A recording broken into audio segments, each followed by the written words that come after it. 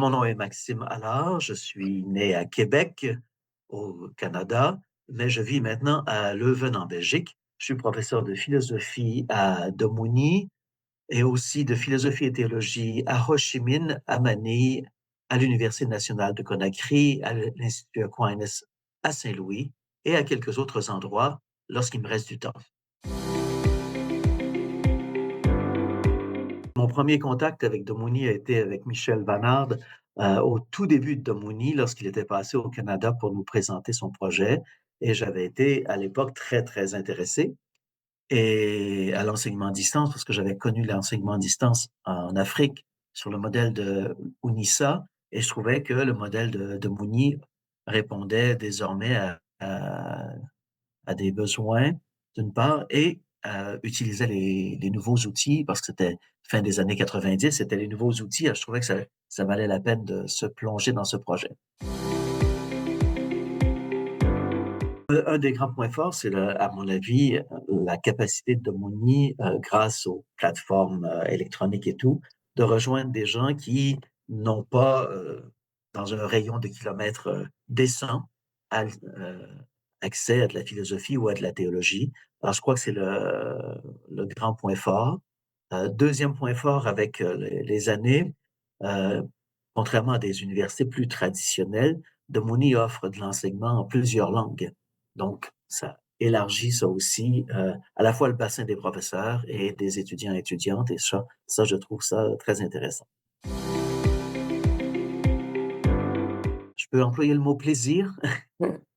Je n'ai pas donné de cours à Domoni jusqu'à maintenant, je n'ai donné que des séminaires et c'est un plaisir de donner des séminaires, aux gens qui se présentent là, qui veulent vraiment apprendre. Alors, mon premier mot, ce serait, le plaisir.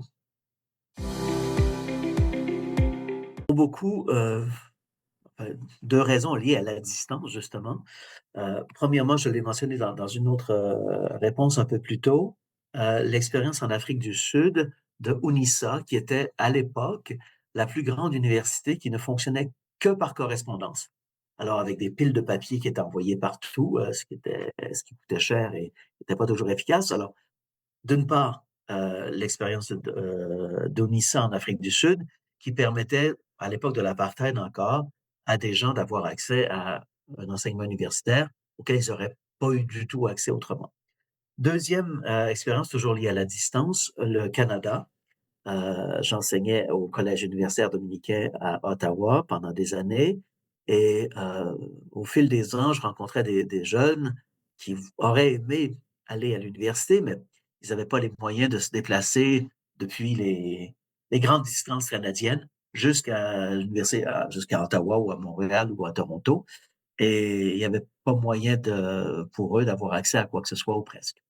Et je croyais que Domuni, de ce point de vue-là, pouvait rendre un grand service. Et pour moi, c'est un défi aussi, l'enseignement à distance, euh, sur les différentes modalités qui ont lieu à Domuni depuis les débuts et qui ont changé avec le temps, euh, parce que j'étais habitué à être en classe avec des petits groupes, donc beaucoup d'interactions dans l'instantané, ce qui n'est pas toujours possible à distance, mais c'est un défi de trouver des manières d'enseigner à distance et j'aime ces défis.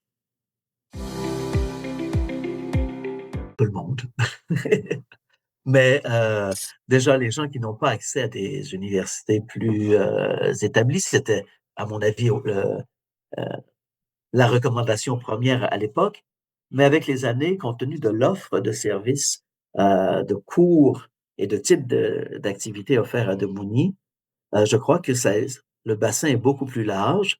Et maintenant que Demouni a une reconnaissance académique plus forte qu'au tout début, euh, je crois que compte tenu de l'offre des cours, des séminaires, il y a une variété d'approches qu'on ne retrouve peut-être pas dans tous les départements de philosophie ou de théologie. Et quelqu'un qui peut faire un diplôme ailleurs peut bénéficier de certains cours de Demouni, à mon avis. Oui, oui, beaucoup de conseils pour les étudiants. C'est l'avantage d'être un vieux prof. Euh, je dirais que de ne jamais se limiter à ce que le prof leur offre. C'est-à-dire d'essayer de trouver, maintenant que les ressources en ligne sont disponibles beaucoup plus, d'aller lire, la littérature secondaire, de lire les textes de base qui sont, sur un auteur qu'on travaille dans un cours et tout, rien ne va remplacer leur lecture personnelle, lente, patiente, éprouvante parfois. Heu, j'ai quelques étudiants pour le moment, dans un autre cours sur Heidegger et les pauvres, ils peinent. Mais, de peiner sur un texte, travailler sur un texte, de pas avoir peur de perdre du temps à lire un texte, pour moi, c'est ce qu'il y a de plus fondamental comme conseil qu'on peut donner à des étudiants, surtout à distance. Parce que le prof est pas à côté de vous pour lire le texte, ligne à ligne avec vous. Les formats ne le permettent pas la plupart du temps. Donc, se plonger dans les textes et ne pas avoir peur de lire au-delà de ce qui est demandé, heu, pour, élargir les horizons. Et deuxième conseil, c'est le conseil peut-être d'un Canadien, heu, marqué par le bilinguisme, c'est de dire aux étudiants de ne pas craindre de lire dans une deuxième et possiblement dans une troisième langue, même au premier cycle. On ne pense pas de la même manière dans les différentes langues et s'ouvrir à ce qui est présenté dans d'autres langues sur un texte qu'on pense connaître nous ouvre, à une meilleure compréhension et ça, je crois que c'est fondamental pour passer aux études supérieures et aller jusqu'au doctorat.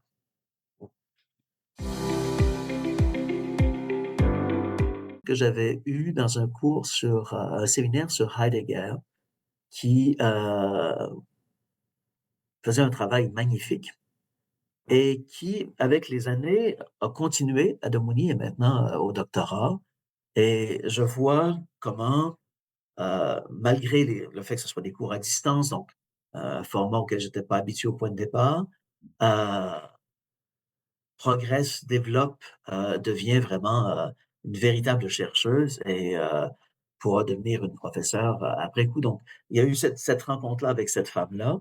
Je pense à quelques discussions parce que j'ai offert, dans le cadre des séminaires, quelquefois, à la fin de chaque étape, la possibilité d'avoir un temps avec quelques étudiants par Zoom.